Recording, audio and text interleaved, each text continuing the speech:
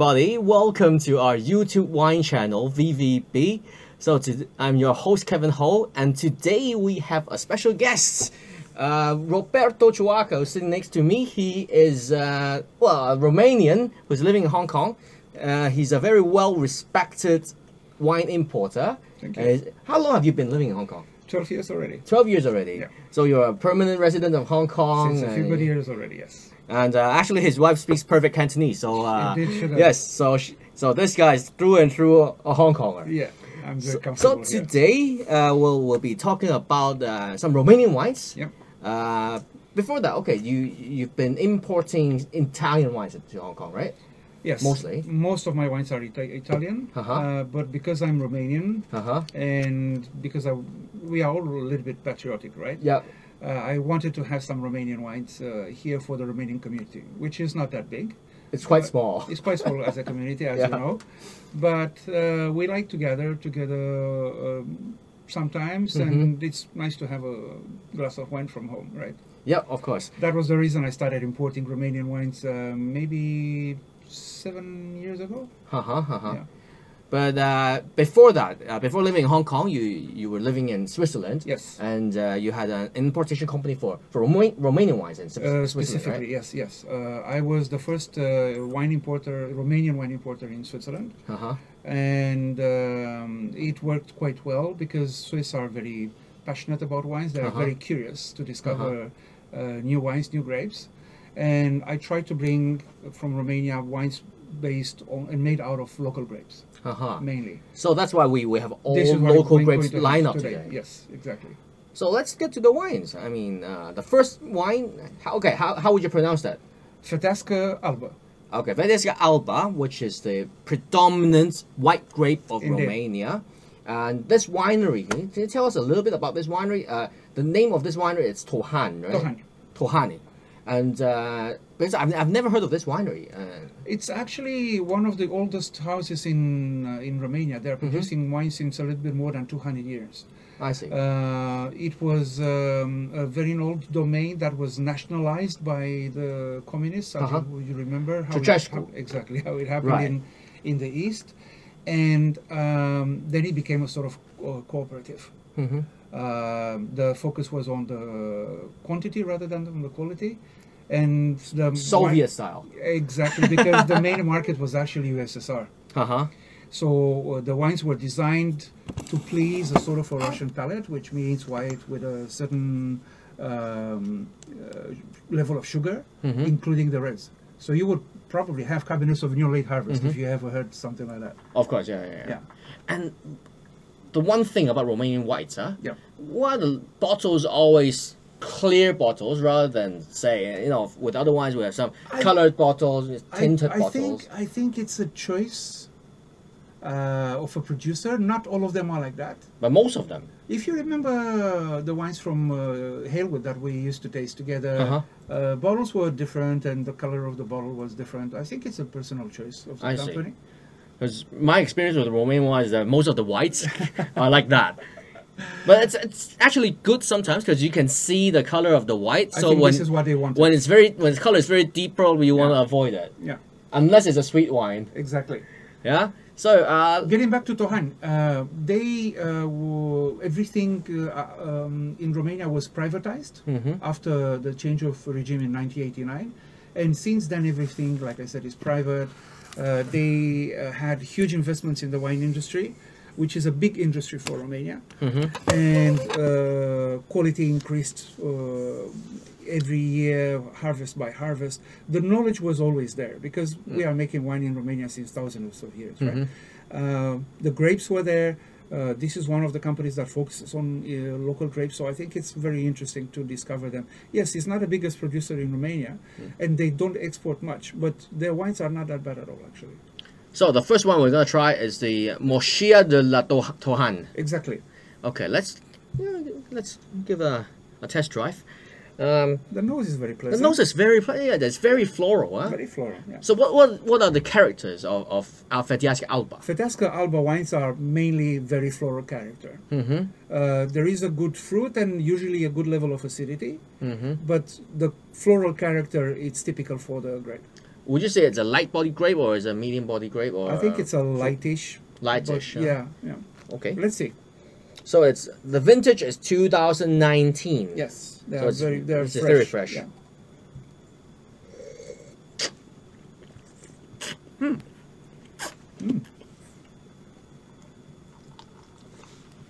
So interestingly, this one has a touch of sweetness towards the end. It's slightly sweet. It's a demi-sec. It is, but actually the wine is dry. The final notes are dry. You have some sugar on the palate. Oh yes, you have on the palate. There's a tad of sweetness, and then towards the end, it's bone dry. Yeah, It's strange. It is. It is. But I like this. It's easy to drink. It is easy to drink. It has a very good level of acidity, so the wine is balanced. The acidity supports the fruit very well. So which region are they in? We are in Dalumare. Dalumare is the most important wine region in Romania. It's on the same parallel with Bordeaux and Piedmont, actually, to put it a bit in perspective. And it's located somehow about 60 to 100 kilometers north of Bucharest. It's in a very hilly area. This is where we produce the best reds of Romania, actually. Okay, so it's more like a red wine area. Yes, mainly. Okay, then but we're having white wine, so To start with. right. But why are they planting whites here as well? Why not? It's a very good soil that allows good development of the local grapes, and that proves that actually they produce a very good quality wine. And is it very cold there?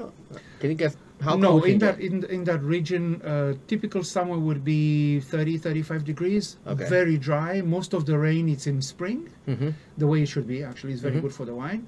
And in the winter, temperature would be probably -5, -10 most of the time, with a peak towards the end of January and of February where temperatures go down to -20 or more even. So it's very cold during the winter. And getting back to this wine, I Yeah. think the winemaking is quite simple. It's just basically stainless steel. It's nothing fancy. Nothing fancy because they wanted to have a very straightforward wine that a lot of people can like.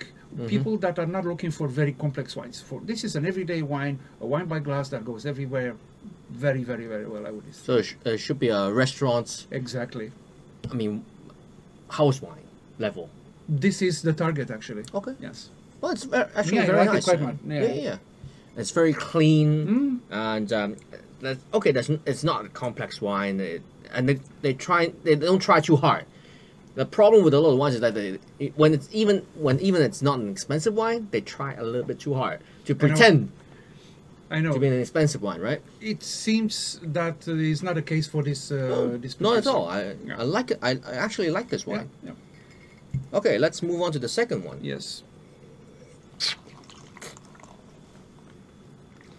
Actually, sticking to our tradition, we still have to give it a score. But I'll repeat how we score our wines. Okay, if it's A, it means that it's a wine that I would happily buy a case of and myself, and then put at home. Yeah. And serve my guests. B is like, okay, I like that wine. I'll get probably one bottle or two, but I won't get a case of that. C is like, it's drinkable, not too bad, but not something I would buy. Yeah. D is Forget about it. yeah, not very good. Anything under D, it's you know what I mean. Sure. Okay, so how would you score this wine? I mean, I like whites to be fruity, Yeah. very straightforward, and with a high level of acidity. I like some complexity in my whites, Right. but for a glass or two, I wouldn't mind something like that at all. Would I keep a lot of cases in my place? Definitely not, because Yeah. it's not. It's not ageable it's anyway. not- yes, exactly. But I would think that it's a wine that it's so straightforward as a fruit that will marry a lot of dishes from this area. I would think so. If you want to, have a Asian good food. dishes. Yes, I would think so. It has. How that- about a pad thai with this? I think Why it would not? work. Actually, yeah. Yeah. Why not? So yeah, I think I would give it a B. I would score. probably score it as a B. Yes. Yeah. Yeah. So okay, let's do it. Yeah. B. Perfect. Okay, let's try the second wine. Exactly.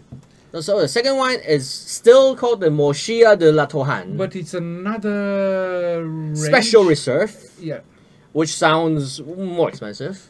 A bit more. It's not really far more. Well, that's a expensive. problem. That's a problem, right? think There's it's no legal definition of special reserve. It's not like in Spain. There's a reserva. There's a gran reserva. In most of the countries, special reserve doesn't mean a particular aging or a particular storage. What they have as a special reserve is it's honestly a more careful selection of the grapes. Okay, and the label looks quite modern. Yes, it's probably a bit more a modern style wine than the previous one. Vintage is 2019, same vintage. Yeah, or the latest vintage. Okay.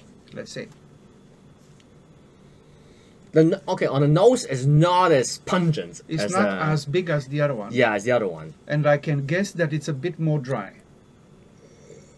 It's still very floral. The first one, it was a bit aromatic, wasn't it? Oh, wow. Big difference. This one is a lot more subtle. And on the palate, you can really feel the acidity and the minerality to it. There's a very nice minerality towards the end. And it's not sweet at all. There's no sweetness. I think it's a very good surprise. It's very dry. But then, on the back label, it still says demi-sec. Even though it's not very sweet. You have to understand that Romanians have their own classification, which is based actually on the German model. Right, by grape must. By quantity of sugar in the must. Yes. Exactly, this is how it's done. So from this point of view, from their point of view, it's a demi-sec. But you cannot compare what a demi-sec is in France or in Italy or in Romania. They're completely different level of sugar. This is not a bone dry, but I would qualify it as a dry wine. To me, it is totally dry. Yeah, yeah. Just a tiny bit of sweetness on the palate towards the end, but tiny bit. You don't actually feel it too much. But I think it would go with some nice spicy Asian food. It would, tame the heat This a is little more bit. structured as a wine. Actually, I'm quite surprised. We discover those wines together. For me, they're as much as a discovery as they are for you. I had some high expectations about the wines actually, because they were highly recommended by two very well-known winemakers in Romania, and they said, "Go for it! You're going to have a big surprise," because they're great value for money too. So that's important. I actually want more of that. Yeah, I think so. I'll have a little bit more myself. I think this wine is quite complete. Yeah. As an easy drinking white wine. The first one is probably more direct. It's more direct, and the first one, I think it's more, okay, it would please some people more. Sure. But this one it will please the wine drinkers more. Like people who are used to drinking wine. The first one is more for wine novices, people that are not very experienced. The second wine sustains food. Right. So you can have it with food. What food would you pair this with? Fish? Fish, probably chicken. Yeah? Why not? Any Romanian dish that you like? You know how Romanians are. A lot of their food is on grill. So How about the cabbage roll? sarmale, yes. Sarmale. I was just thinking about it. I think it will work because the difference between Romanian sarmale and Ukrainian style or other styles is that the Romanian one, the cabbage is pickled. Yes. I think it's the only style where the cabbage is pickled. Germans also have cabbage rolls, and I think this is where historically the cabbage rolls are coming from. Okay. From Central Europe. Because there were a lot of Germans living in Romania, in Transylvania. Exactly. Yeah. So we pickle our cabbage, and that makes a big difference. Yeah, that's totally different. You tasted sarmale in both styles, so I tasted know, right? Yeah. I think they're much better when the cabbage is pickled. And when the cabbage is pickled, there's a bit of acidity to it, right? And then this wine would go with it because it's got very nice acidity. Very well. Yeah. Yeah. And there's just tiny hints of sweetness that would go with the cabbage. But it's just in the mid palate. End of the palate is still dry, but Exactly, very long. yeah. The wine lingers. It's very, very long finish. So we have to score this wine. Well, I would say it's a high B. It's a B plus. I would say so too. Yeah. I would say so. A is it's a I wouldn't give it an A because it's not a wine that I would buy a case of, because I don't think it's a wine that would age. It's for early drinking, young. You know, it's not meant for. It's not meant for. It's DYA. It's exactly. drink young available. Yeah. So yeah, B plus. Yeah. So it's still a good wine. Agreed. So we'll take a short break and then we'll come back with more Romanian wines.